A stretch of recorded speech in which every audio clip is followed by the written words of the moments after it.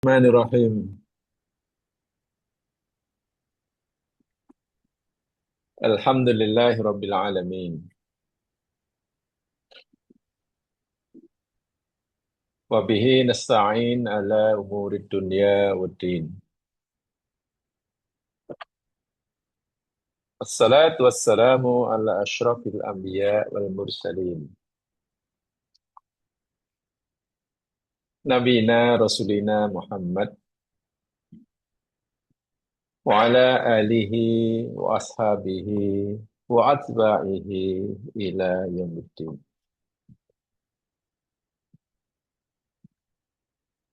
Raditu billahi rabba wa bil islami dina wa bi Muhammadin nabiyya wa rasulah.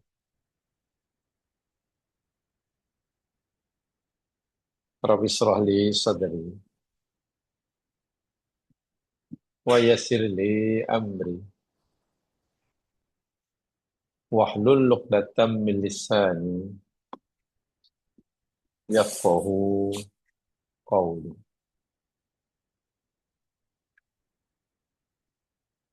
Amin ya rabbal alamin.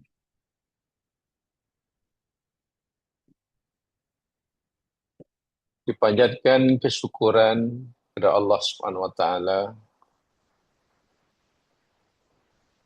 atas segala kurnia, anugerah dan hidayahnya kepada kita, dan selepas kita dimuliakan olehnya karena diciptakannya sebagai manusia, semua makhluk ciptaan Allah. Kemudian kita juga dimuliakan oleh Allah dengan diberinya tugas sebagai hamba-Nya sekaligus sebagai khalifahnya di muka bumi. Kita juga dimuliakan oleh Allah dengan diciptakannya bumi langit dan isinya semata-mata untuk manfaat dan kepentingan kita. Sebut sajalah apa yang ada di langit dan di bumi, bahkan bumi dan langit itu sendiri, semuanya Allah ciptakan untuk manfaat dan kepentingan kita. Begitu besar anugerah dan kemudahan yang Allah berikan pada kita, rupa-rupanya kerana tugasan, bebanan yang Allah amanahkan pada kita juga tidak ringan dan tidak kecil. Amanah dan tugasan itu tadi disebutkan pertama sebagai hamba-Nya yang tujuan hidupnya semata-mata kerana Dia, dan tugasan kedua sebagai khalifahnya, makhluk yang diberikan kepercayaan dan amanah oleh Allah untuk melaksanakan apa saja yang Allah suruh kita lakukan dan apa saja perkara yang Allah suruh kita tinggalkan, maka di atas bahu kita manusialah tanggungjawab tersebut mesti dilakukan. Tidak ringan memang tugas ini, tidak mudah, sangat berat tetapi sangat mulia. Begitu mulianya akhirat dengan segala nikmatnya, surga dengan pelbagai nikmat dan kekal abadi, Allah sediakan khas bagi mereka manusia yang telah berjaya melaksanakan tugas yang Allah amanahkan semasa hidup di dunia.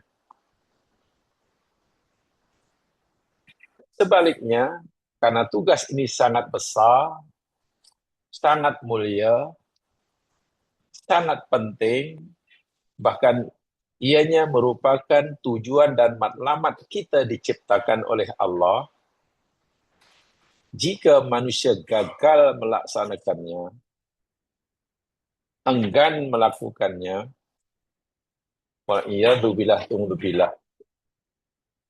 neraka dengan pelbagai jenis azabnya Allah sediakan buat mereka yang mengabaikan amanah yang sangat berat lagi mulia ini. Itulah sebetulnya salah satu hakikat kehidupan kita, mulai daripada dunia hingga akhirat. Dunia dicipta oleh Allah, kehidupan kita di sini untuk kita melaksanakan tugasan, bukan tempat atau masa untuk kita menerima balasan. Dalam istilah yang diberikan oleh para ulama silam, ad-dunya darul amali lal jazai.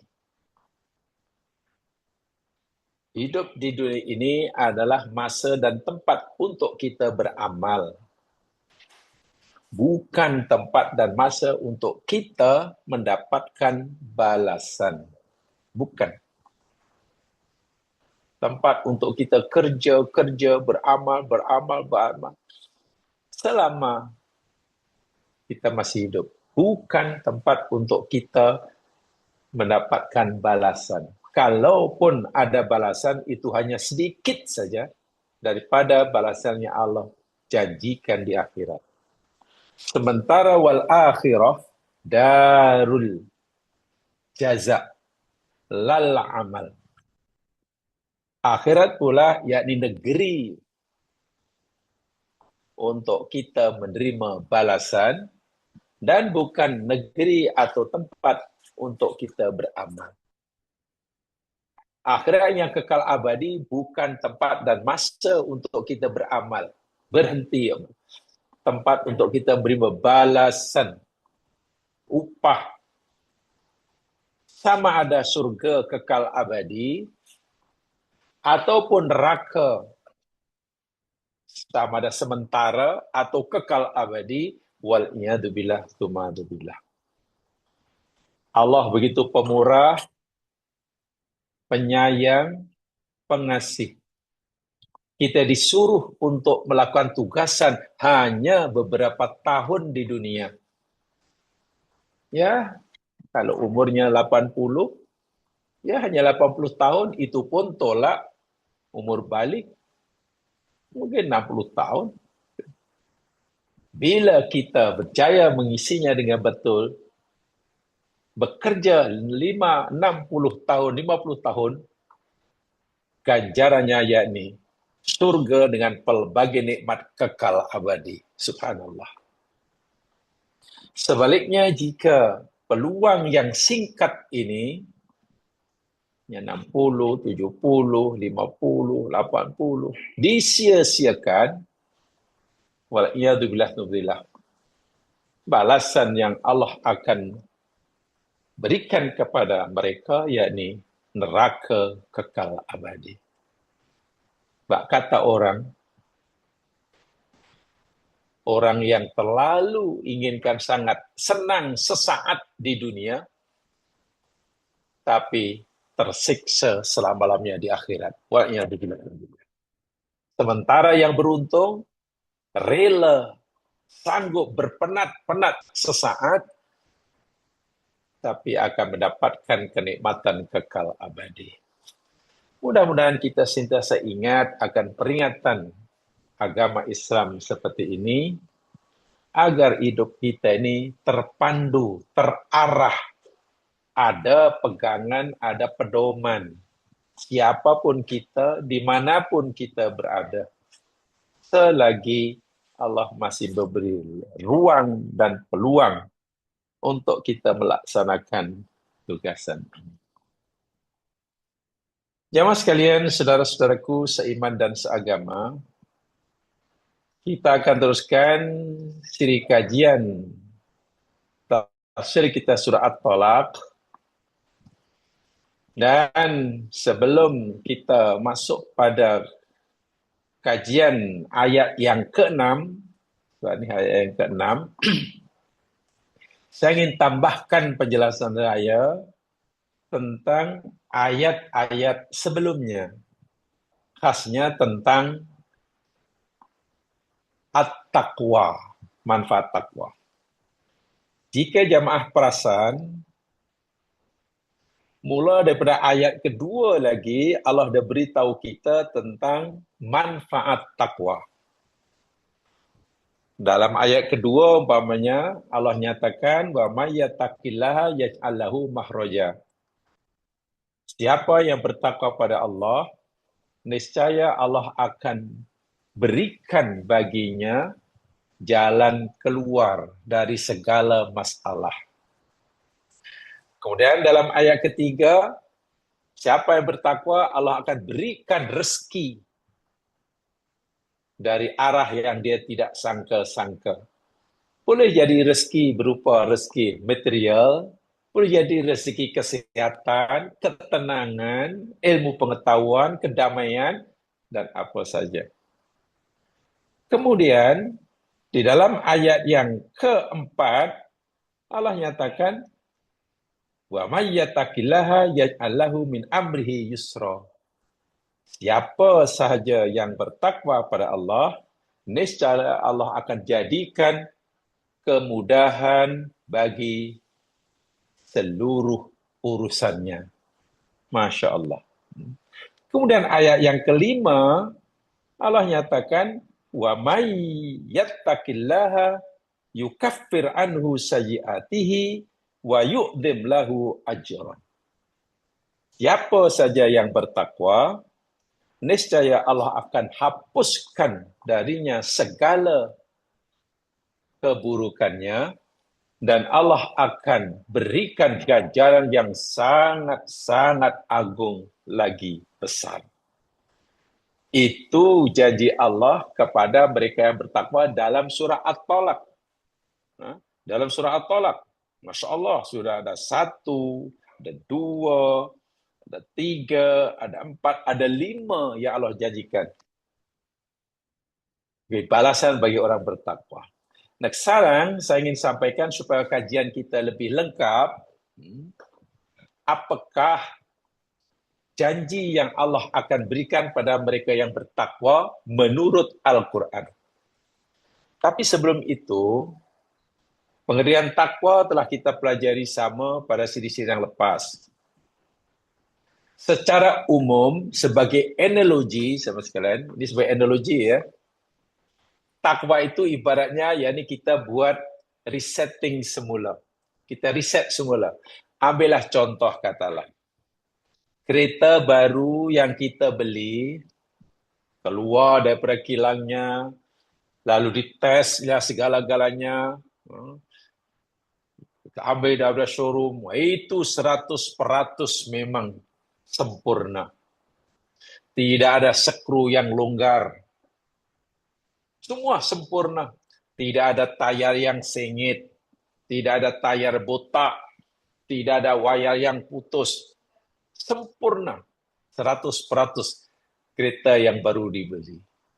Bila sudah dipakai seminggu, 2 minggu, sebulan, 2 bulan, 1 tahun, pastilah keadaan kereta tadi sudah tidak sebagaimana ketika baru beli. Sudah mulai ada mungkin skru yang longgar, tayarnya mungkin sudah sengit, mungkin sudah mulai ya macam-macam, minyak hitamnya kotor.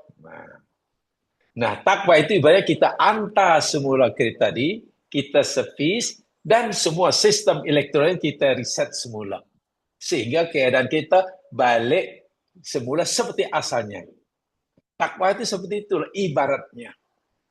Ibaratnya. Jadi, kita lahir sempurna. Tak ada dosa, fitrahnya suci, dan segala-galanya. Bahkan setiap manusia yang lahir sebelum balik, kemudian mati, menurut fahaman ahli sunnah wal jamaah, masuk surga. Masuk surga bukan karena telah mempunyai amal ibadah. Tidak.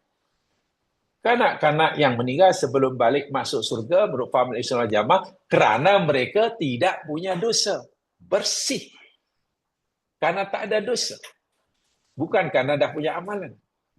Nah, bila kita sudah balik 15 tahun, 20 tahun, 30 tahun, sudah berkeluarga, sudah belajar, sudah bekerja, pastilah perjalanan hidup kita ada tersilap langkah, terlajak melakukan kesalahan, terlupa meninggalkan perintah.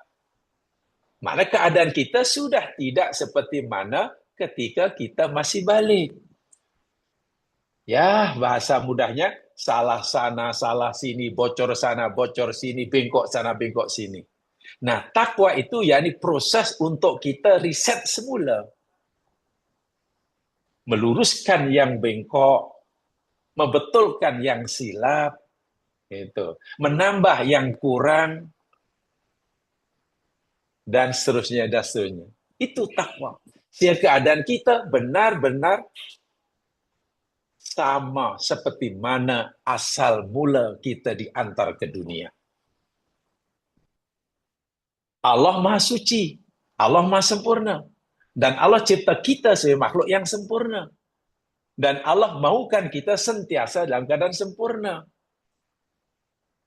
Tetapi, karena manusia ini punya kehendak, punya pilihan, punya hawa nafsu, maka seringkali dalam langkah kehidupannya, seringkali tersilap. Dan Allah Maha mengetahui. Bila hambanya tersilap, buat salah, Allah maklum. Karena memang manusia dicipta oleh Allah punya bakat, punya potensial untuk melakukan kesalahan. Tapi Allah Maha Pengasih, Maha Penyayang. Ibaratnya Allah kata begini, hai hambaku, walaupun aku ciptakan kamu makhluk yang punya potensial untuk buat salah dan buat dosa, maka aku bagi peluang pada kamu untuk memperbetulkannya. Kamu bukan sekadar mampu melakukan dosa, tapi kamu juga aku beri kemampuan untuk memperbaiki dosa kamu. Bila salah, kamu punya kemampuan untuk memperbaiki kesalahan kamu. Bila kamu terlanjur melakukan dosa, kamu mampu memohon ampun. Jadi kita riset semula. Sehingga keadaan kita betul-betul seperti yang Allah kehendaki. Masya Allah. Dahulu kata guru saya lah, orang yang takwa yang seperti itu balik semula, itu ibaratlah radio, sebab waktu itu ya masih ada radio, masa belajar itu, handphone pun saya tak ada, telefon ada di kampung hanya satu, di rumah ketua kampung, saya masih ingat. Di rumah saya yang ada handphone hanya di rumah ketua kampung, satu. Tak ada handphone. Jadi takwa itu banyak kamu lihat semula, ibarat kamu radio yang elok, tak ada rusak, sehingga buka aja, radio kamu boleh menerima semua gelombang stesen radio dari mana saja, tanpa ada gangguan. Ibarat sekarang kita punya handphone kita sempurna, sehingga boleh menerima signal dari mana saja, tanpa ada gangguan. Ibarat kita, antena kita jernih, suara dia jernih, warnanya jernih. Jadi, kita punya gelombang yang sama dengan pancaran ilahi yang Allah pancarkan. Ibaratnya lah, Allah subhanahu wa ta'ala adalah sumber cahaya. Kan Allah itu cahaya, nur. Sifat Allah itu nur. Cahaya. Sama ada cahaya fisikal atau cahaya rohani. Kita ini sebagai penerima. Bayangkan kalau kita sebagai penerima, tetapi antena kita rusak, ya kita tak dapat menerima apa-apa hidayah. Tapi kalau kita bersih, mudahlah teguran walaupun hanya kecil dan ringan serta senyap-senyap daripada Allah, kita terasa ditegur. Kita terasa tegur. Panggilan daripada Allah, walaupun panggilan itu tidak sekuat mana, karena ibaratnya antena kita itu sangat-sangat sempurna, kita dengar. Nah, orang yang seperti ini, yang nama tahu ini, subhanallah. Apa yang Allah janjikan dalam Al-Quran, selain dalam surah At-Talaq, yang di situ sudah ada 5 ya. Apa yang Allah janjikan pada orang bertakwa dalam surah At-Talaq ada 5. Disebutkan. Allah akan berikan jalan keluar dari segala masalahnya. Sehingga orang itu pasti mampu mengatasi, memberikan apa saja masalah karena Allah bantu. Allah akan bagi rezeki dari arah yang dia tidak sangka-sangka. Nomor 2. Allah akan jadikan semua urusannya mudah. Nomor 3. Allah akan hapuskan segala dosanya yang terlanjur dilakukan. Dan yang kelima, Allah akan berikan ganjaran yang sangat besar. Dah ada 5 dalam surah At-Talaq. Nah, sekarang kita ingin tambah dalam ayat yang lain. Mari kita lihat apa yang Allah janjikan bagi orang bertakwa. Coba lihat surah Al-Anfal, surah 8, ayat 29. Lihat. Apalagi yang Allah janjikan bagi mereka yang bertakwa. Ingat ya, takwa itu ibaratnya macam kita buat riset semula lah. Handphone dah kacau, umpamanya iPad dah macam-macam dah susah ni, tak ini. Laptop dah tu. Nah, kita hantar servis dan riset semula. Akhirnya macam baru. Oh, lajulah, cepat mereka lah. Nah, takwa itu macam tu. Kita riset diri kita. Apa kata Allah dalam surah 8 ayat 29? Ya ayyuhalladzina amanu, wahai orang-orang yang bertakwa,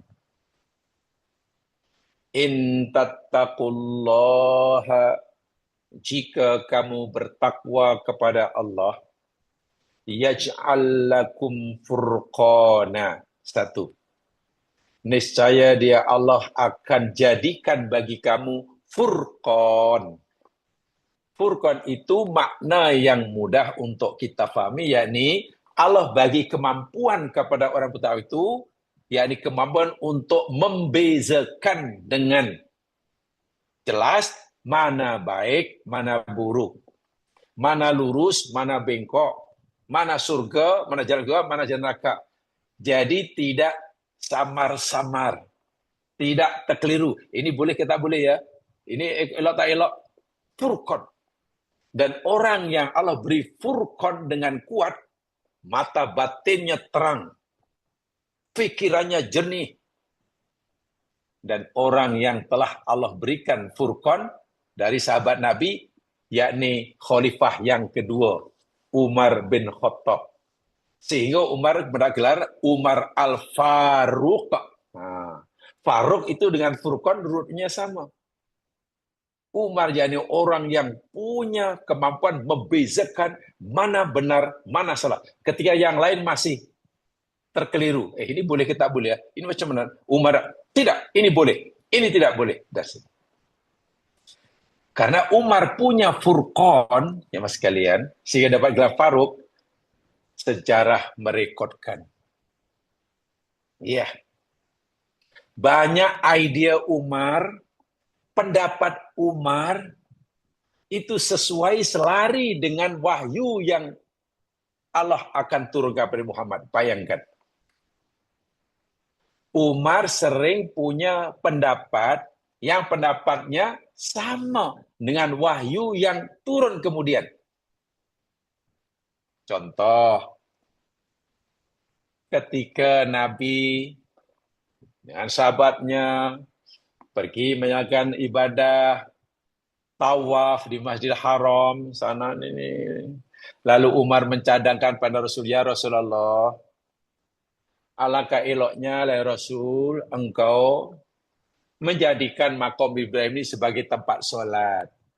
Jadi engkau solatlah di makom Ibrahim ini jadi imam, yang kita makmumlah.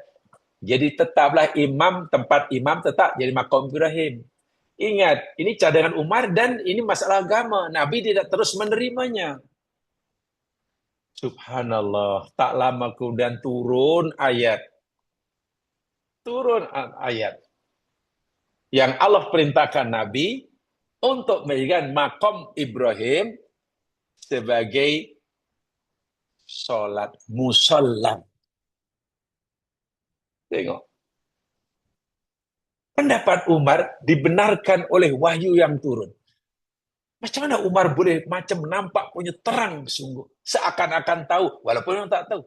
Ya, karena Umar punya furqan. Punya furqan.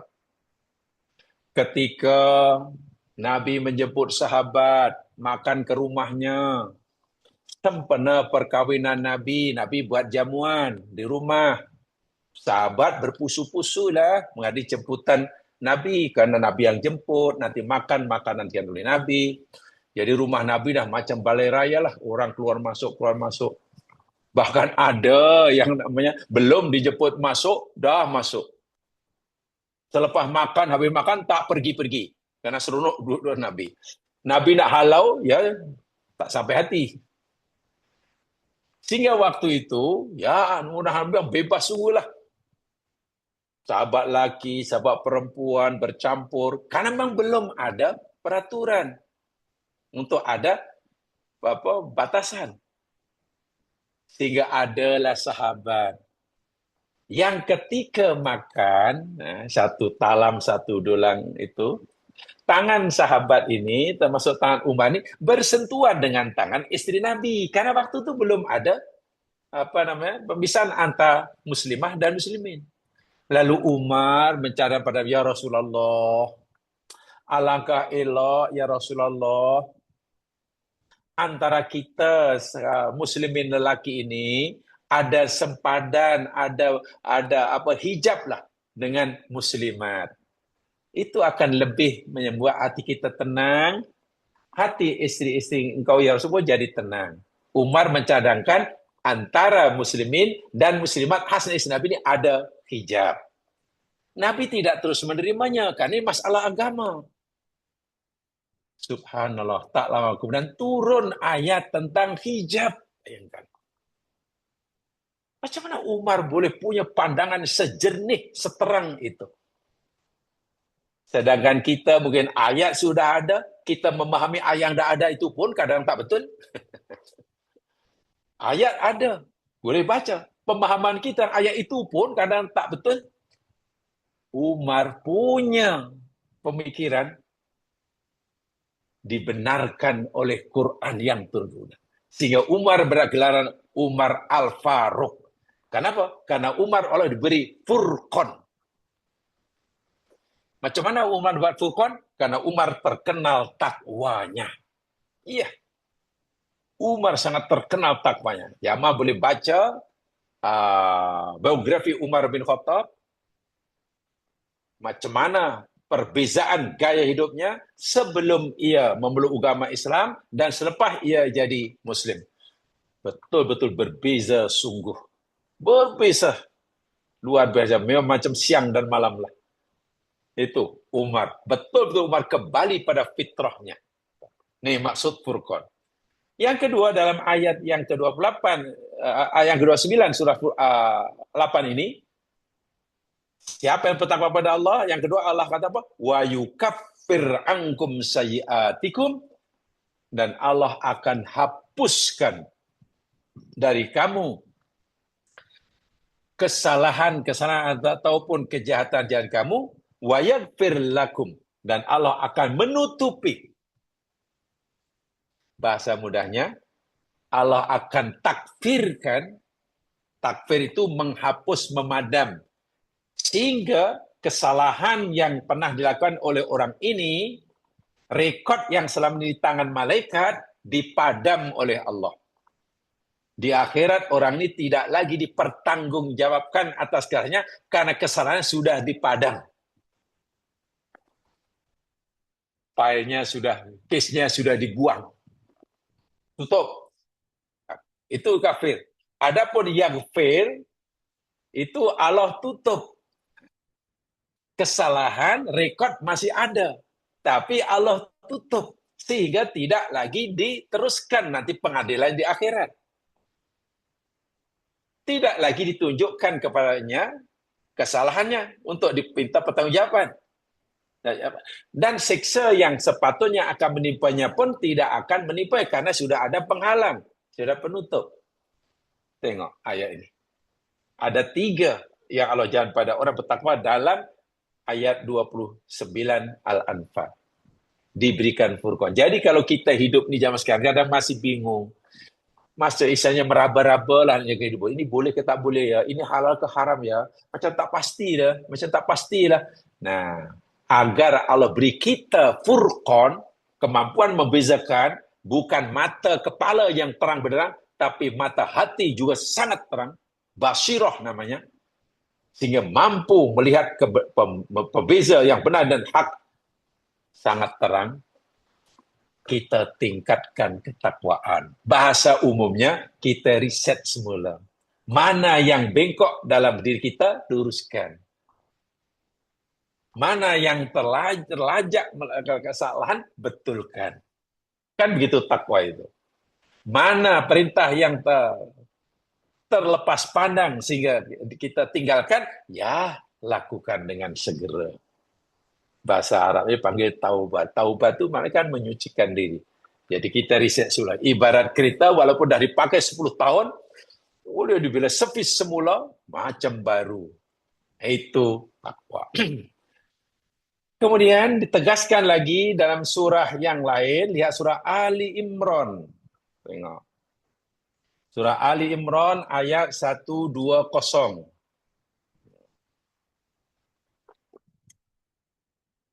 Surah yang ketiga, ayat 120. Apa janji Allah kepada orang yang bertakwa? Di hujung dalam ayat 120 surah Ali Imran, ada keratan ayat yang berbunyi, A'udzu billahi minasyaitonir rajim, wa in tasbiru wa tattaqu la yadurrukum kaiduhum syai'a. Masya Allah.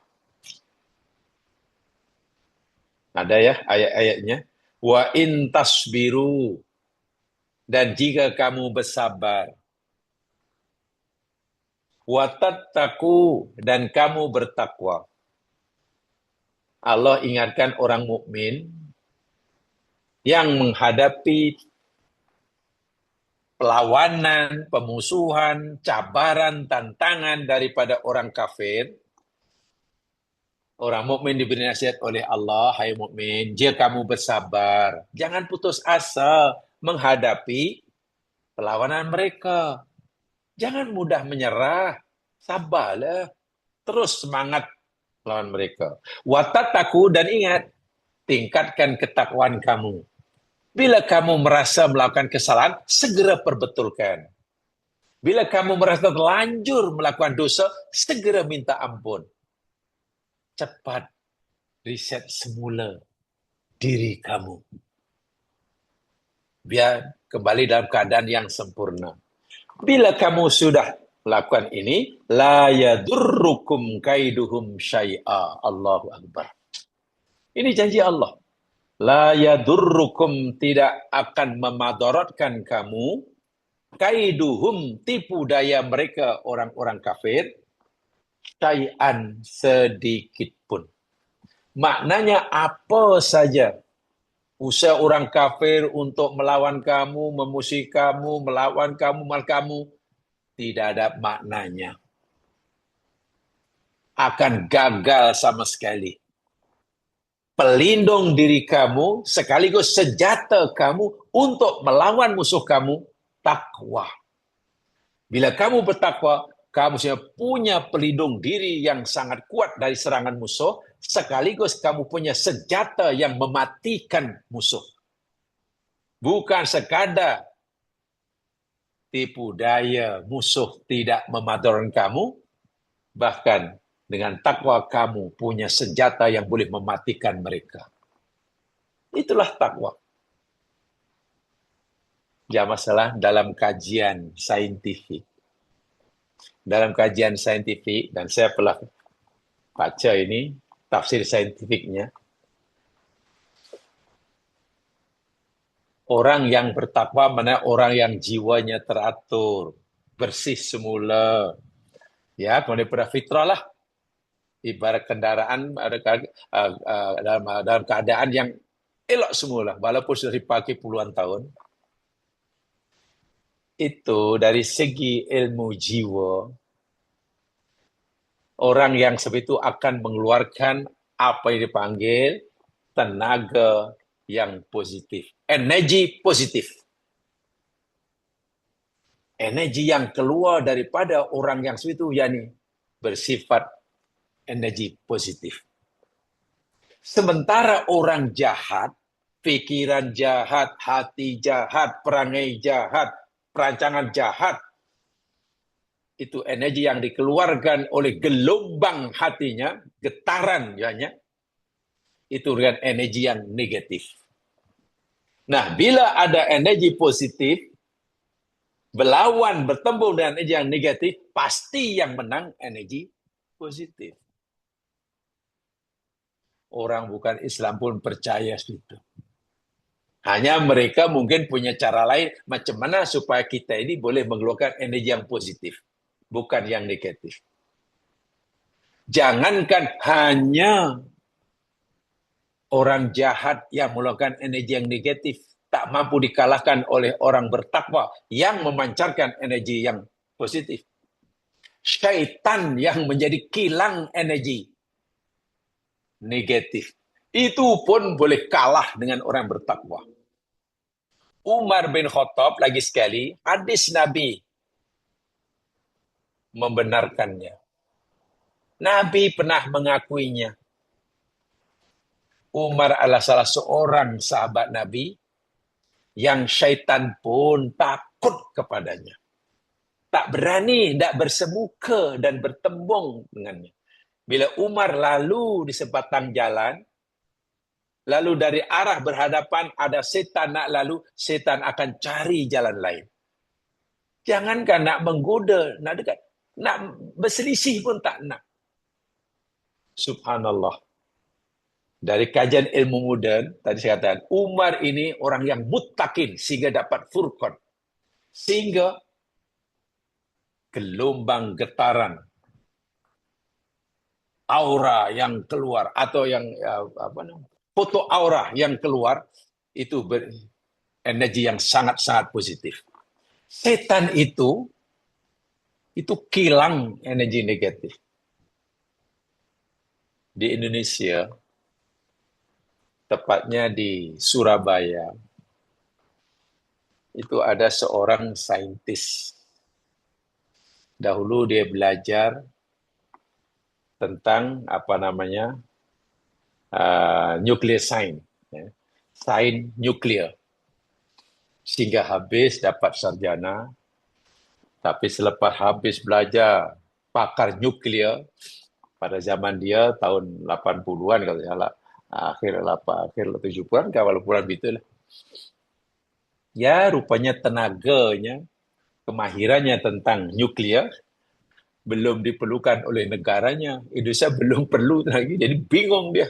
Macam mana belajar mati-matian dan nuklir tapi tak ada peluang untuk kerja karena negara belum memerlukannya. Ya, ringkas kata, akhirnya mereka tukar profesion. Jadi wartawan.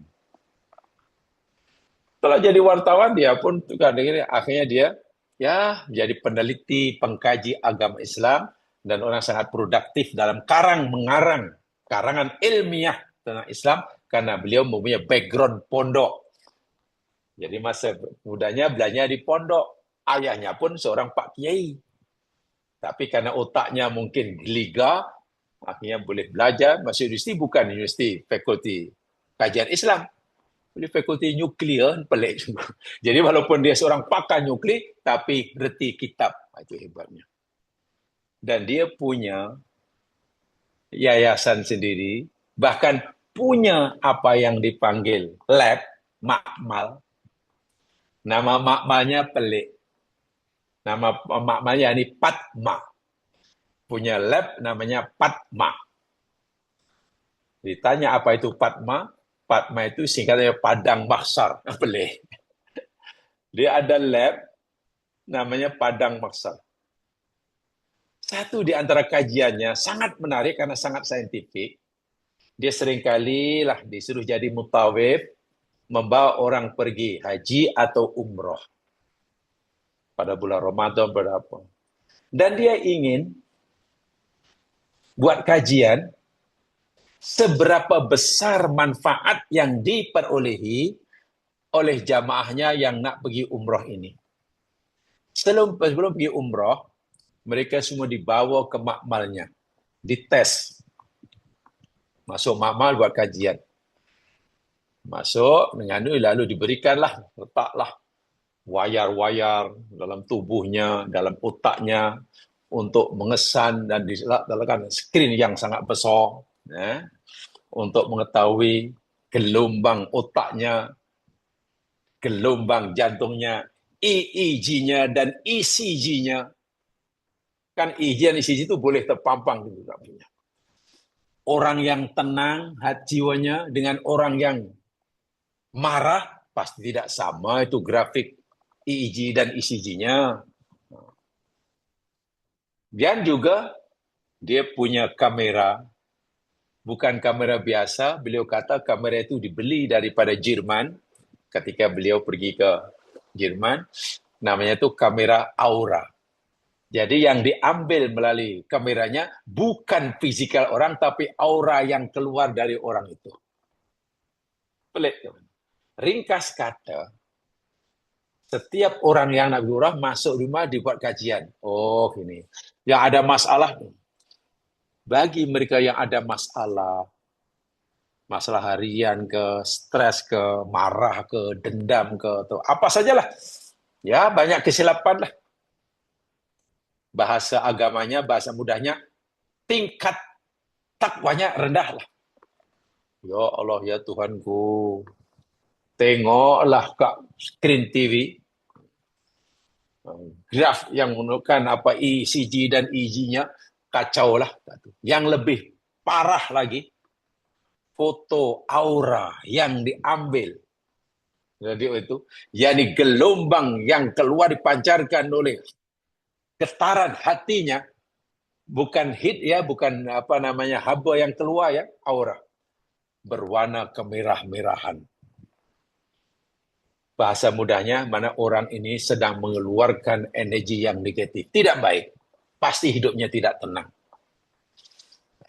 Nanti ajalah apa yang patut dilakukan nanti di Makkah. Ringkas kata, ya di sana ya namanya ibadah karena Allah semata-mata, ditingkatkan apa ibadahnya, khusyuknya, diperbanyak amalannya. Selepas balik umrah, tak boleh balik ke rumah. Kena pergi ke makmalnya lagi sekali. Padma, dibuat kajian lagi. Subhanallah, kesannya ada perubahan yang luar biasa. Mereka yang pada awalnya foto auranya berwarna kemerah-merahan, menyala, di mana graf yang ditentukan oleh EEG-nya dan ECG-nya tidak teratur, menjadi sudah sangat tenang. Nah, EEG itu sudah biasa, semua dokter sudah boleh membaca. Tapi foto aura ini yang tidak banyak orang punya. Foto auranya, warna auranya sudah mulai cerah. Kesimpulan yang beliau ambil, karena beliau seorang pakar nuklir, maknanya orang ini jiwanya sudah semakin tenang. Jiwanya makin tenang. Masalahnya sudah mulai dapat diatasi. Dirinya sudah mampu mulai mengatasi masalah dihadapi selama ini. Dalam bahasa yang mudah, energi yang keluar daripada dirinya sudah merupakan energi yang positif. Jika ketakwaan seorang itu meningkat, subhanallah. Quran kata, musuh apa saya, musibah apa, orang yang dia apa, yang itu semua adalah merupakan energi yang negatif, dapat ditolak. Bukan sekadar tidak memadaratkan diri orang bertakwa, karena bertakwa punya energi yang sangat-sangat kuat, negatif gurus yang suci lah. Punya pelindung, sekaligus punya senjata yang mematikan musuh. Itu dari kajian saintifik. Surah Ali Imran 120. Kalau dari segi kajian agama, biasanya kita beriman. Tuan-tuan, siapa yang bertakwa, bersabar, maka kita dilindungi oleh Allah. Musuh tak akan mentolak kita. Ya, itu kita yakin. Ya, semua kita yakin. Kalau masalah yakin tak yakin, kita yakin. Karena itu firman Allah. Tetapi keyakinan kita akan lebih kuat kalau kita berjaya menemukan buktinya secara saintifik. Bagaimana mungkin orang yang ketakwaannya meningkat, dia punya pelindung diri yang sangat hebat, sehingga tidak ada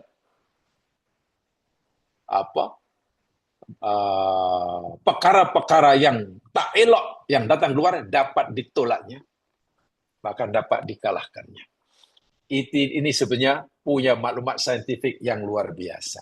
Ini janji Allah. Jadi tidak perlu khawatir. Di samping orang Islam wajib memiliki pelbagai macam kemahiran, kuat dari si ekonominya, kuat dari si ilmunya, kuat dari bentuk badannya, kuat dari perpaduannya, kuat daripada apa sajalah.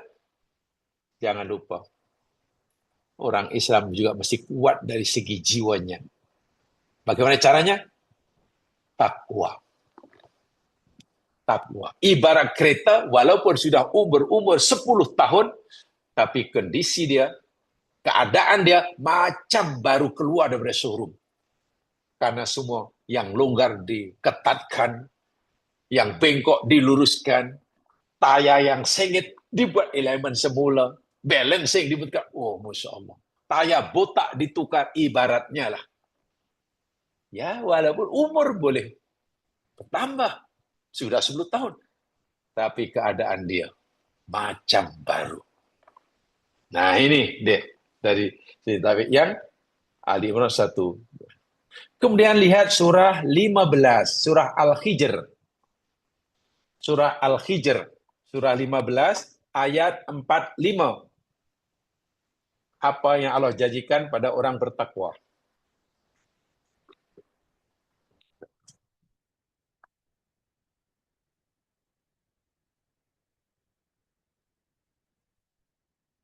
Di situ Allah berfirman dalam ayat yang ke-45 surah 15, ada firman Allah yang berbunyi, Innal muttaqina fi jannati wa uyun.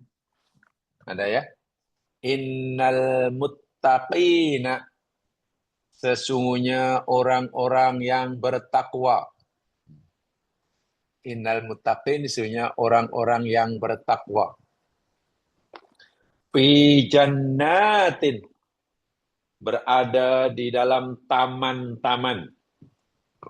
Jannat di sini saya tak terjemahkan surga. Saya memilih untuk mengikuti mereka yang menerjemahkan jannat ini taman. Apalagi jannat di sini dalam bentuk nakiroh dan jamak. Sebab kalau surga secara umum, yakni biasanya digunakan mufrad dan ma'rifat al-jannah. Ya, al-jannah itu biasanya akan diartikan surga yang Allah janjikan yang kita tak tahu hakikatnya adalah. Kalau jannat itu maksudnya taman-taman. Wa uyun, dan mata air. Ini di akhirat. Kita tidak perlu bayangkan, kita tidak perlu imaginekan, kita tidak perlu visualizekan. Tapi ya, kita pernah wajib yakin, tapi apa hakikat jannat dan uyun, Allah yang Maha mengetahui. Tapi ada yang coba mendekatkan kita, mudah kita untuk memahami, mendekat pemahaman ini, jannat itu merujuk pada tempatnya yang indah. Tempatnya sangat indah. Jannat itu merupakan simbol, simbolik bagi tempat yang paling indah, paling nyaman, paling sempurna. Jannat, taman. Uyun itu merupakan segala keperluan yang diperlukan tersedia tanpa perlu mencari. Uyun daripada ainun, mata, uyun jamaknya mata air. Kalau ainun, ayun itu mata ini, mata untuk melihat. Ainun, ayun, mata untuk melihat. Kalau ainun jamaknya uyun, mata air. Menunjukkan apa? Sumber air yang terus memancar tak renti-renti. Sedangkan kita tahu, air adalah kehidupan.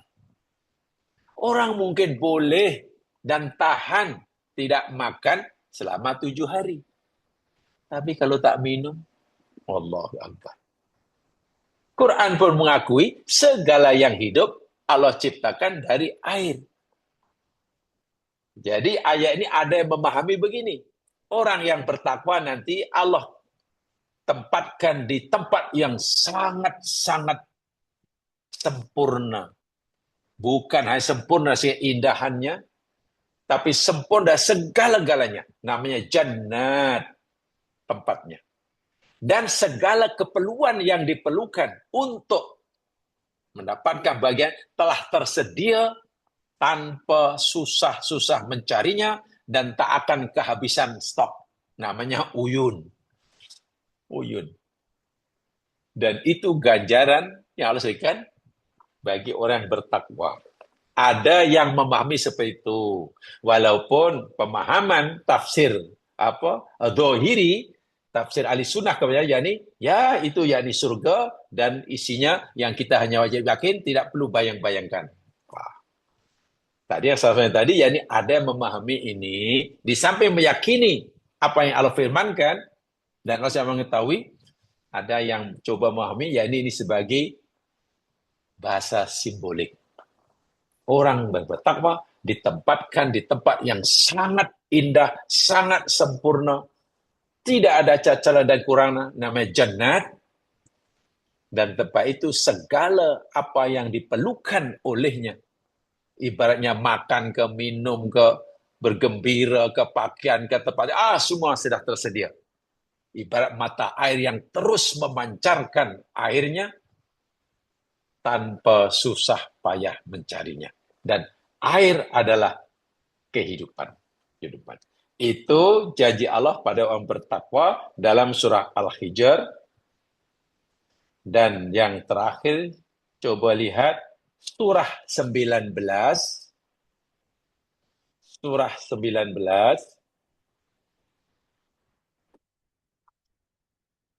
Ayat 72. Surah Maryam ya. Surah Maryam.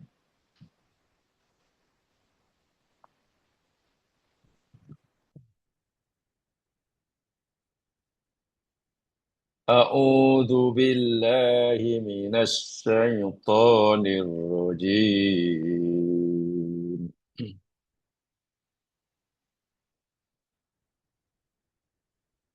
Di hujung ayat itu Allah firman, "Tsumma nunajjil ladzina taqaw wa nadharu dzalimina fiha jithiyya." Allahu Akbar. Tsumma kemudian nunajji kami akan selamatkan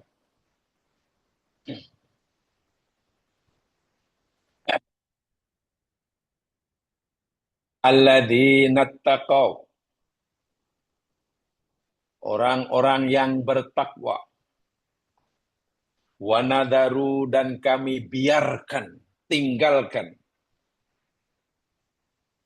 adz-dzalimina, orang-orang yang zalim.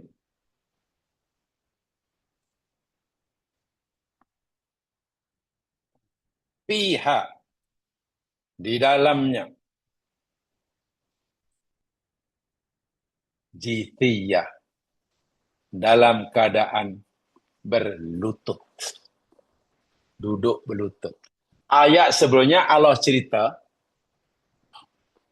setiap kamu pasti akan melalui jahanam. Wa minkum ila wariduha kana dalika ala rabbika hatman maqdiyah. Setiap kamu akan melalui jahanam, dan itu keputusan Allah. Mukmin kafir lalu jahanam. Kemudian Allah kata, kami selamatkan orang yang bertakwa dari jahanam, dan kami biarkan orang zalim duduk berlutut di dalamnya. Maknanya janji Allah yang sekian kalinya, yang keberapa nih, tak ingat saya, orang bertakwa akan dibebaskan daripada neraka. Orang yang bertakwa dimerdekakan dari neraka.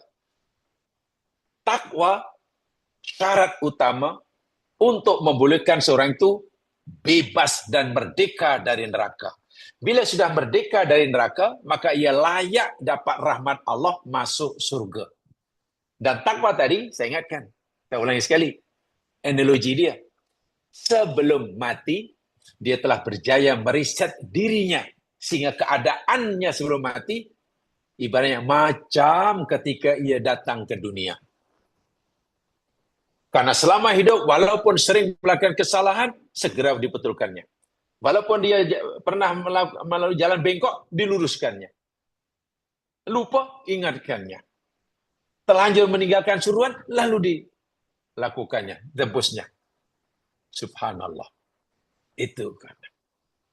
Dan memang hidup itu seperti itu. Ganjaran yang akhirnya orang ini dimerdekakan daripada neraka, dan kemudian dimasukkan di dalam surga. Di dalam surga. Jamaah sekalian, itu beberapa ayat dalam Al-Quran yang berkaitan dengan janji Allah kepada orang yang bertakwa. Itu kata Quran. Sekarang saya ingin bacakan hadis Nabi. Hadisnya riwayat Imam Bukhari daripada Abdullah bin Mas'ud. Saya sudah antar tuh itu apa geometri, tolong di share pada jamaah, tuh Asmi.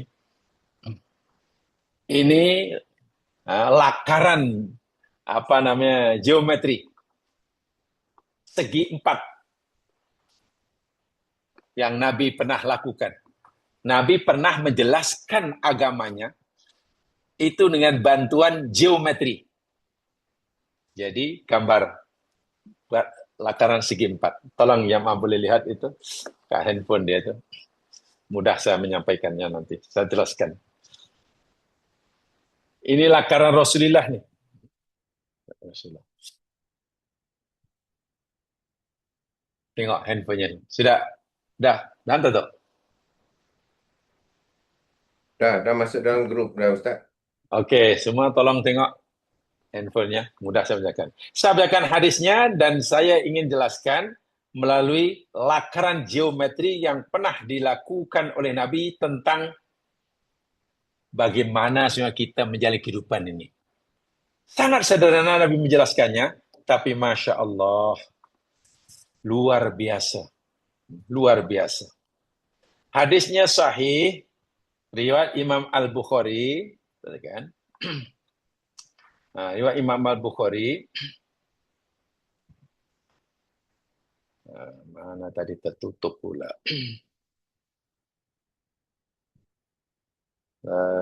Sekejap. Tertutup pula. Rasulullah sallallahu alaihi wasallam bersabda, hadis yang dirawikan oleh Imam Al-Bukhari.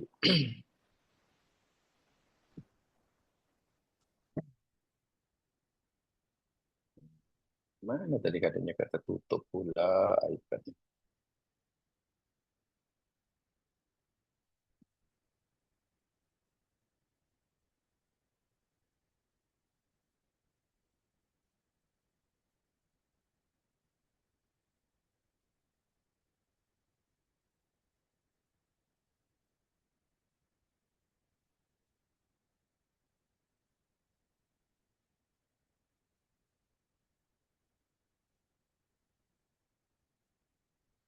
Baik, daripada Abdullah bin Mas'ud. Ya itu namanya. Oh, tak boleh penuh tu ya. Oh, naik sikit tu. Tak, naikkan tadi. Naik sikit. Daripada Abdullah bin Mas'ud radhiyallahu an. Ya. Boleh naik sikit. Oh, itu besar, tak nampak. Okeylah, bolehlah itulah. Bolehlah itu. Tak silap. Qala Ibnu Mas'ud berkata, khattan Nabi sallallahu alaihi wasallam khattan murabba'an. Ini hadis sahih. Suatu hari Nabi sedang melukis, menggaris, buat garisan. Khattan murabba'an, garisan segi empat. Geometri ini, empat segi ini. Empat segi. Kemudian wa khattan fil wasati. Kemudian Nabi menggaris buat garisan dari tengah-tengah titik pusat center geometri empat segi ini, garisan keluar kharijan minhu. Tuh yang merah itu. Nah, di tengah-tengahnya ada tulisan insan. Jadi ada segi empat, di tengah itu insan, lalu itu ada garisan daripada yang tengah itu dalam tuh merah keluar itu.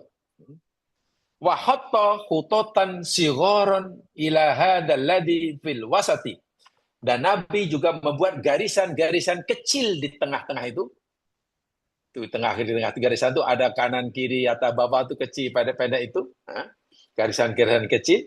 Min janibil ladzi fil wasat, yakni ke sebelah kanan, ke sebelah kiri. Itu banyak sebenarnya garisannya. Lalu setelah jadi lukisan geometri yang sangat sederhana nampaknya, lalu Nabi bersabda, sahabat tengok aja dengan lukisan Nabi ini. Lalu Nabi menjelaskan, qala hadzal insan, wahai sahabatku, ini adalah manusia, ini adalah aku, ini adalah kamu. Gambar kehidupan kamu ini, kalau dilukiskan, macam inilah bentuk lukisannya. Sederhana sekali. Lukisan geometri segi empat, manusia di tengah, lalu ada garisan merah keluar. Dikelilingi di batin, di akhirnya garisan berwarna hijau tu. Hijau ke biru itu? Biru ya? Yang segi empat tu. Hijau lah, tak apa-apalah. Hada ajaluhu muhitan bihi. Nah, garisan biru atau hijau yang empat segi itu, Nabi kata, ajalu, itulah ajal kamu. Tuh di atas saya tulis ajaluhu. Tuh. Ajal. Kita berada di tengah, insan, ke kanan ke kiri ke atas ke bawah, kita sedang mendekati ajal. Kita lahir di tengah-tengah. Bila hidup kita 1 hari, 2 hari, 1 bulan, 1 tahun, mana kita makin bergerak. Tak kiralah kita bergerak ke kanan, ke kiri, ke atas, ke bawah. Pergerakan kita mendekati ajal kita. Itu ajal. Jadi setiap hari kita ini sebenarnya bergerak mendekati ajal. Sehingga ajal bukan makin jauh, tapi ajal makin dekat. Ajal makin dekat. Katakanlah, kalau budak lahir minggu lepas, hari 1 minggu, maknanya ajalnya sudah makin dekat 1 minggu berbanding semalam. Jika umurnya 50 tahun, maka ajalnya sudah lebih dekat 50 tahun berbanding yang sebelumnya. Makin dekat, makin dekat, makin dekat. Sehingga suatu hari, manusia yang di tengah itu akan bergerak sampai ke tepi garisan biru. Bila sampai ke itu, maknanya ia mati. Karena ajalnya telah tiba. Waqad ahata bihi, dan ajal itu mengelilingi, mengepung manusia itu. Kanan, kiri, depan, belakang, kita dikepung. Mau ke kanan, ke mau kiri, ke mau mana, ya kita mungkin keluar. Yang suatu saat pasti akan sampai. Akan sampai. Wa hadzal ladzi huwa kharijun amaluhu. Lalu Nabi tunjukkan garisan merah dari tengah itu. Garisan merah di tengah keluar. Melepasi garisan biru ajal keluar, itu namanya al-amalu. Amal itu maknanya angan-angan. Allahu Akbar. Angan-angan. Bermakna manusia ini punya angan-angan lebih panjang daripada ajalnya. Bayangkan. Itu sehingga mati, masih ramai orang yang belum tercapai angan-angannya. Tak sengsara macam mana hidup. Bagaimana sengsaranya jiwa, bagaimana sengsaranya hati manusia, ketika ajal tiba, masih banyak angan-angannya yang tak dapat dicapai, karena memang angan-angan itu lebih panjang daripada ajalnya. Apa maksudnya? Nabi melarang kita hidup yang seperti ini. Nabi mengajar kita hidup yang realistik. Apa makna hidup yang realistik? Nabi bersabda, kun ka'annaka fid dunya gharib au abir sabil. Jadilah kamu di dunia ini seakan-akan kamu ini pendatang, orang asing, yang suatu saat pasti akan kembali ke tempat asal. Kamu dicipta, dunia dicipta untuk kamu, tapi kamu dicipta untuk akhirat. Itu panduannya. Dunia dan isinya Allah cipta untuk kepentingan kita. Tetapi kita diciptakan untuk akhirat, bukan untuk dunia. Sebab itu, sahabat yang mereka hadis itu, idza asbahta fala tantadiril masa. Jika kamu berada pada waktu pagi, segeralah kamu berbuat baik, segeralah kamu meriset diri kamu, jangan menunggu waktu petang. Sebab boleh jadi kamu tak sempat hidup hingga petang hari. Wa idza amsayta fala tantazis sabah. Dan apabila kamu berada di petang hari, segeralah buat baik, perbaiki yang salah, luruskan yang bengkok, riset semula. Jangan menunggu besok pagi. Sebab boleh jadi kamu tak akan jumpa besok pagi. Jangan terlalu panjang angan-angan. Sebab angan-angan itu sentiasa melepasi ajalnya. Allahu Akbar. Ajalnya hanya 80 tahun. Tapi angan hanya 1000 tahun. Dan ingat, orang yang mati, sementara angan-angannya tidak tercapai, itu jiwa menderita luar biasa. Luar biasa. Sebab itu Nabi gambarkan, amal manusia itu lebih panjang daripada ajalnya. Adapun garisan yang kecil-kecil di tengah kanan kiri itu yang itu namanya al-a'rad, kata Nabi. Wa hadhil khutatus shighar al-a'rad. Dan garisan-garisan kecil di tengah kanan kiri itu al-a'rad. Al-a'rad itu maknanya cabaran hidup. Sehat jadi sakit, untung jadi rugi, kaya jadi miskin, dapat barang hilang barang, naik jawatan, buang kerja, itu namanya a'rad. Cabaran hidup. Tidak mungkin orang sehat, tak akan sakit, senang, tak akan susah. Pasti menghadapi masalah. Sebab itu kalau kita berjaya melepasi satu masalah, kita akan berhadapan dengan masalah yang keduanya. Lepas masa kedua, memang hidup itu seperti itu. Tetapi jangan khawatir. Allah sudah berjanji dalam ayat yang kita pelajari, orang yang bertakwa dengan bersungguh-sungguh Sebanyak manapun masalah yang dihadapi sepanjang hayatnya, seberat apapun masalah cabaran hidup yang dihadapi sepanjang hidupnya, Allah akan tunjukkan jalan keluarnya. Allah akan jadikan masalah itu menjadi mudah. Karena Allah telah berikan pada orang bertakwa kemampuan untuk mengatasi masalah. Tempoh hari saya katakan, bukan masalah yang berat Allah ringankan, bukan masalah yang banyak Allah kurangi. Masalah tetap berat, masalah tetap banyak. Tapi Allah beri kemampuan pada orang bertakwa mampu menyelesaikannya. Dan kemampuan menyelesaikan masalah, karena dia punya kekuatan, itulah takwa. Sehingga bila tiba ajalnya, subhanallah, benar-benar orang ini telah bersedia jumpa Allah dalam keadaan radiyah, mardiyah, ridho dan diridhoi.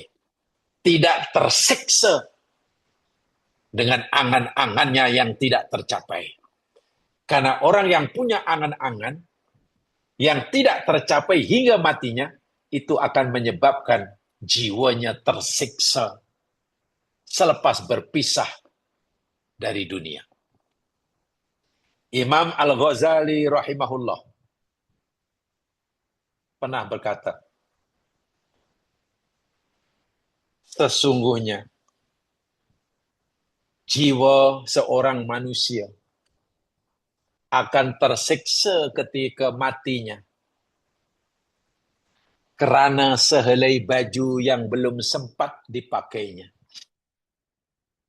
Ini bahasa orang-orang alim tuh. Imam Ghazali berpesan, sesungguhnya jiwa manusia akan tersiksa oleh karena sehelai baju yang tak sempat dipakainya. Apa maksudnya? Begini. Katakanlah ada orang beli baju baru. Tentulah baju baru yang dibeli itu yang paling disukai. Apalagi baju itu dibeli untuk majelis yang dianggap paling mewah, paling grand lah. Paling hebat. Dan akan dipakai mungkin bulan depan. Simpan betul-betul, jaga betul-betul. Karena ingin berpenampilan luar biasa dengan pakaian itu. Baju yang lain tidak biasa pakai. Yang satu ini sangat-sangat spesial. Dan jiwanya, hatinya sudah mulai membayangkan alangkah seronoknya, alangkah bahagianya nanti. Aku mau baju ini, aku mau kasut ini, aku mau seronok, bayang. Tiba-tiba belum sempat memakai bajunya, belum sempat sampai ke majlis yang diidamkan, ajal menjemputnya. Ketika ajal menjemputnya, jiwanya tuh masih teringat-ingat bajunya. Allah, menyesalnya luar biasa. Nah, sehingga jiwa itu tersiksa. Bayangkan, kalau sehelai baju yang tak sempat dipakainya pun boleh menambahkan siksaan bagi jiwa ketika matinya, bagaimana kalau berpuluh-puluh helai baju?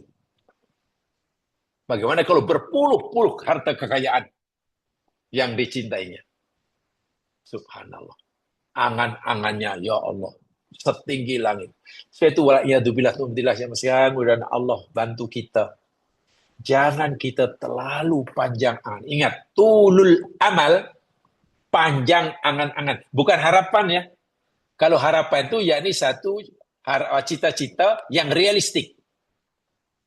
Yang realistik. Dan yang diharapkan itu biasanya sesuatu yang amat-amat diperlukan. Itu biasanya. Kalau angan-angan, itu keinginan yang sebenarnya bukan segala tidak realistik, tapi yang tidak diperlukan, hanya diinginkan. Nah, ini bezanya. Kita kena pandai memahaminya ini. Dan ini satu di antara fungsi furqan. Kalau Allah beri kita furqan, kita tahu sebetulnya apa yang aku inginkan ini, aku perlukan atau hanya aku inginkan. Itu hati-hati. Kalau benda itu kita perlukan, dan kita akan bersungguh-sungguh, karena kita merasa, kalau dapat beza ya, dan yang tahu kita masing-masing. Sama ada kita perlukan atau kita inginkan. Sebab kalau hanya kita inginkan, itu semua kita bekerja, berusaha untuk memenuhi tuntutan hawa nafsu. Dan itu yang Nabi kata amal, bukan amal. Amal. Yang panjangnya melepasi sempadan ajal itu. Sempadan ajal itu. Dan wa'iyadzubillah, biasanya orang yang berusaha untuk memenuhi amal, angan-angan, yang biasanya tidak mungkin tercapai, itu pasti usahanya untuk meriset dirinya, takwa akan terbantut. Karena baginya, yang penting aku dapat, yang penting. Bagaimana sengsaranya lah hidup seperti ini. Bagaimana menderitanya. Dahlah ketika mati, bukan sekadar merasakan sakitnya, sakaratul maut, ditambah pula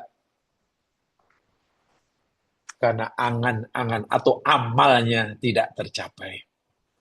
Suatu Nabi berpesan, hidup yang realistik. Bila kita berada waktu pagi, segeralah memperbaiki diri, menambah bekalan, membetulkan yang silap, meluruskan yang bengkok. Jangan tunggu waktu petang, sebab mana tahu kita tak sempat hidup kita hingga petang hari. Dan bila kita pada waktu petang, segera kita memperbaiki diri, membetulkan yang salah. Jangan tunggu besok pagi. Sebab boleh jadi kita tak jumpa besok pagi. Dan Nabi sentiasa mengingatkan jamaahnya. Dalam satu athar, Nabi mengingatkan makmumnya yang nak sholat, setelah Nabi suruh mereka meluruskan shaf, merapatkan shaf, satu di antara peringatan Nabi, sallu salatal muwaddi'.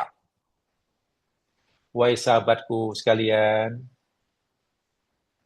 dirikanlah solat kali ini. Kalau solat maghrib, maghrib lah. Kalau isya, isya lah. Dirikanlah solat isya malam hari ini, solat al-muwaddi', sebagaimana solat perpisahan. Maknanya, anggaplah, yakinkan diri kamu, solat isya malam hari ini, solat perpisahan bagi kamu.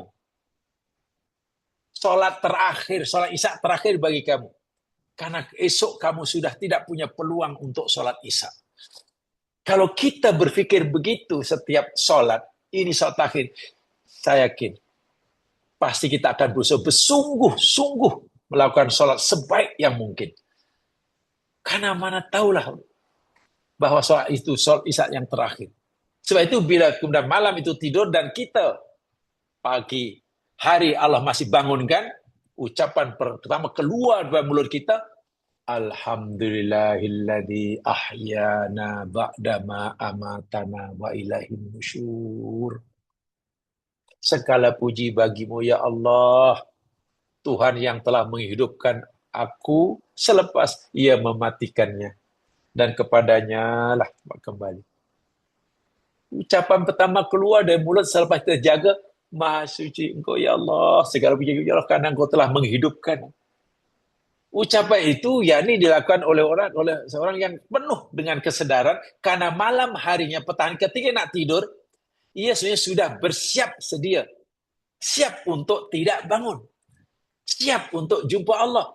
Tiba-tiba Allah belum kehendaki. Alhamdulillah.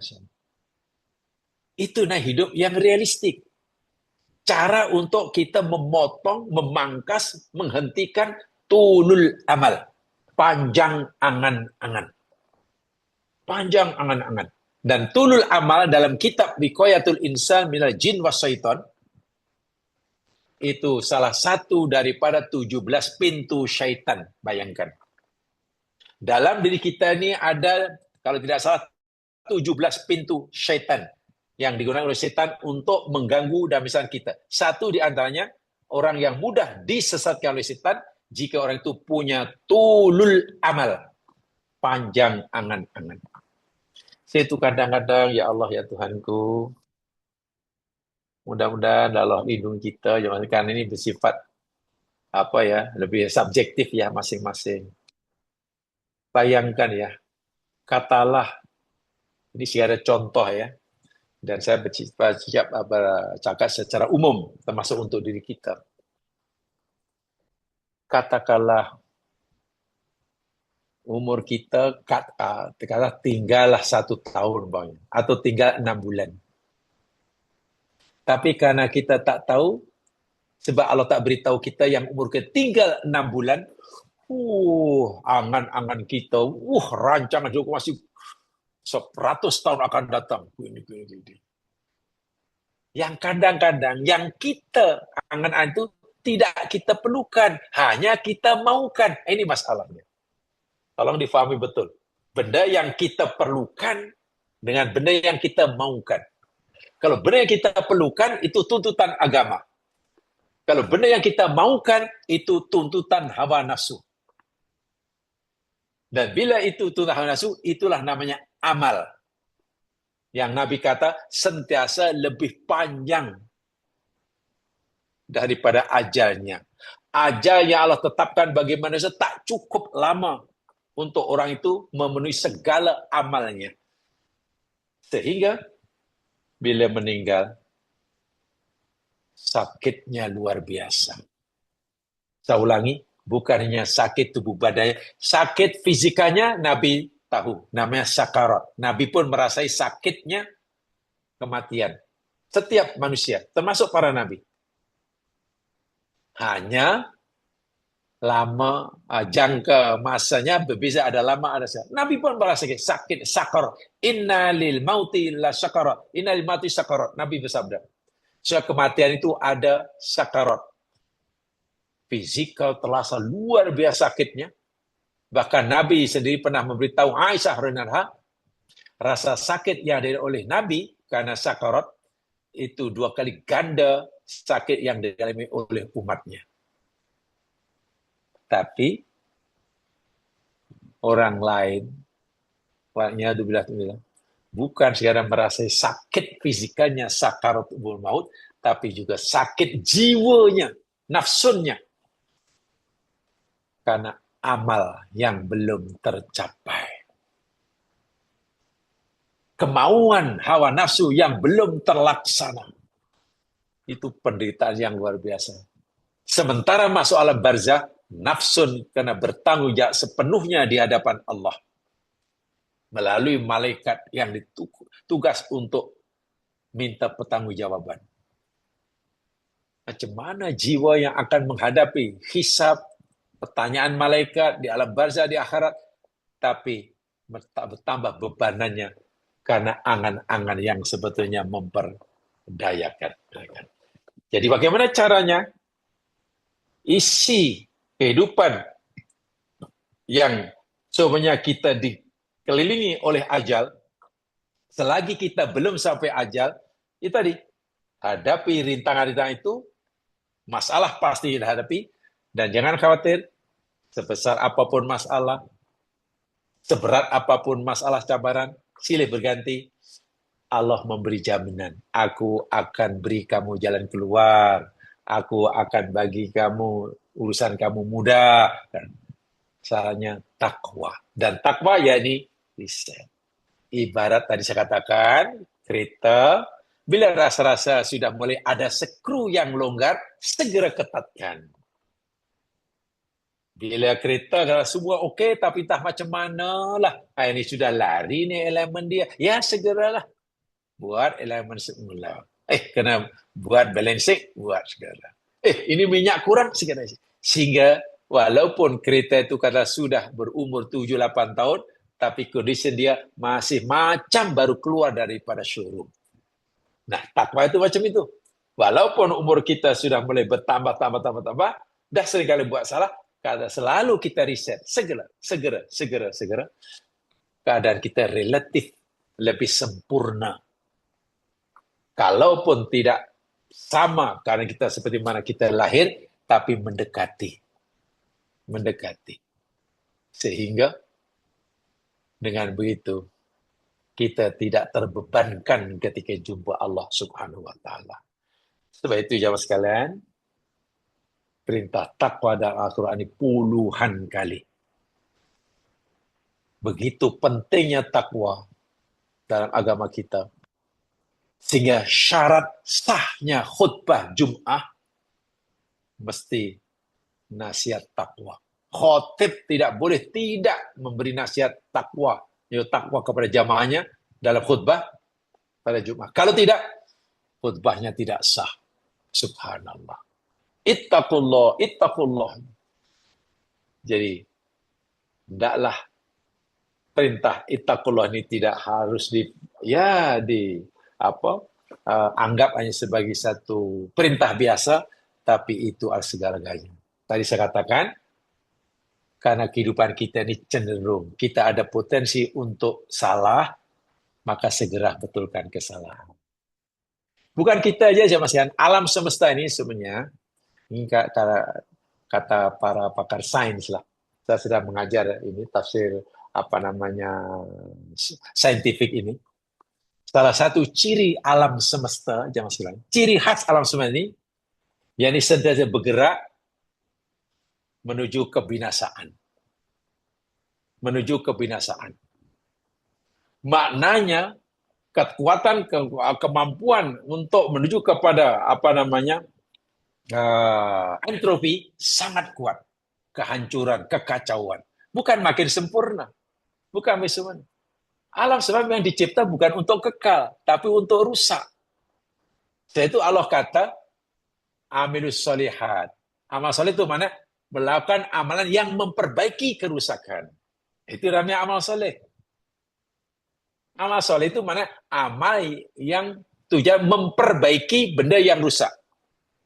Ada pintu rumah, katalah. Dibuka napanya dia punya apa tuh? Engsel dia dah macam cekru tercabut. Kalau tidak nanti pintu pun tercabut. Ya segera kita tukar. Itu namanya amal soleh. Ada banyak parit tersumbat sehingga bila hujan banjir. Itu rusak. Apa itu amal soleh? Ya bersihkanlah sampah sarap di parit itu. Nah, itu amal soleh. Karena alam dan isi ini memang cenderung menuju kepada kebinasaan. Tidak ada yang sempurna. Alam yang bergeraknya menuju kesempurnaan itu alam akhirat. Jadi bila orang mati, itu mana dia memulakan kehidupan yang makin sempurna. Di dunia, bila bayi lahir, sebenarnya bergeraknya bukan pada kesempurnaan, tapi kepada kerusakan. Makin keluar, makin tua, makin rusak, dan kemudian hancur. Semua. Termasuklah matahari kita. Ada ajal.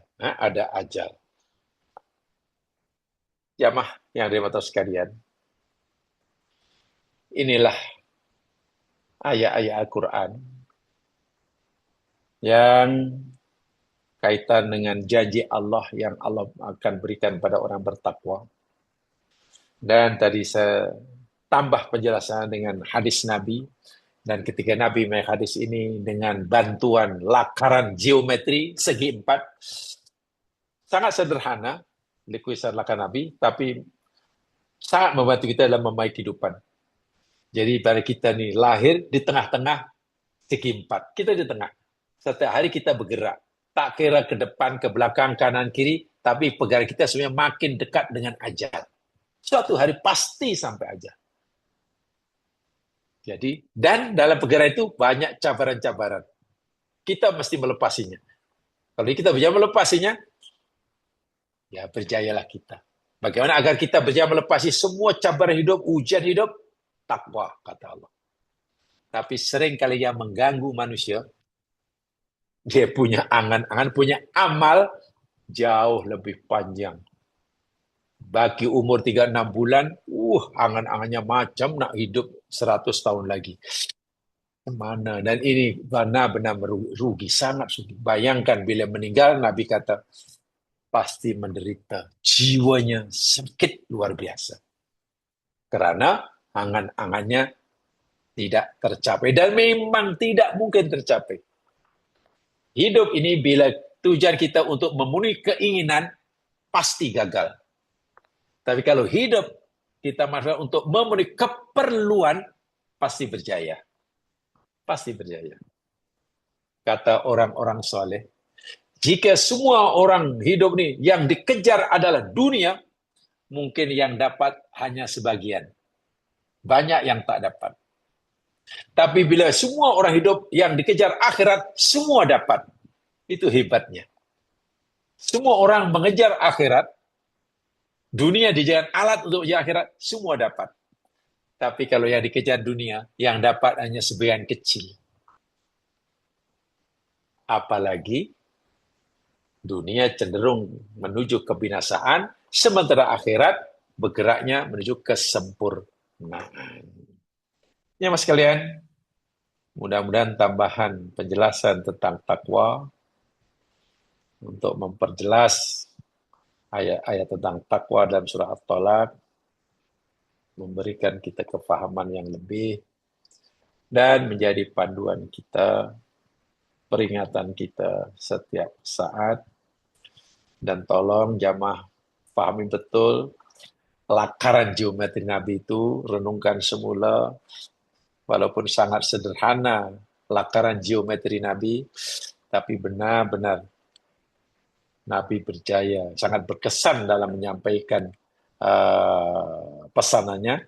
Dan hadis ini sahih dari Imam Al-Bukhari daripada Abdullah ibnu Mas'ud tadi saya katakan nanti saya beritakan. Jadi itu saja, mudah-mudahan diberkati oleh Allah Subhanahu wa taala. Yang benar pada Allah, yang silap kelemahan saya sendiri. Semoga Allah sentiasa membimbing kita ke jalan yang diridhoinya dan diberinya kita istiqomah tetap berada pada jalan yang ditetapkannya hingga masa kita dipanggil oleh Allah. Amin ya rabbal alamin. Mari kita dengan bacaan tasbih kifarah dan surah wal asr. Subhanakallahumma wa bihamdika asyhadu an la ilaha illa anta astaghfiruka wa atubu ilaik. A'udzu billahi minasyaitonir rajim. Wal 'ashr. Innal insana lafi khusr. Illa alladziina aamanu wa 'amilus shalihaat. Wa tawashaw bil haqq wa tawashaw bis sabr. Assalamualaikum warahmatullahi wabarakatuh. Waalaikumsalam warahmatullahi wabarakatuh. Terima kasih Ustaz. Ya. Assalamualaikum.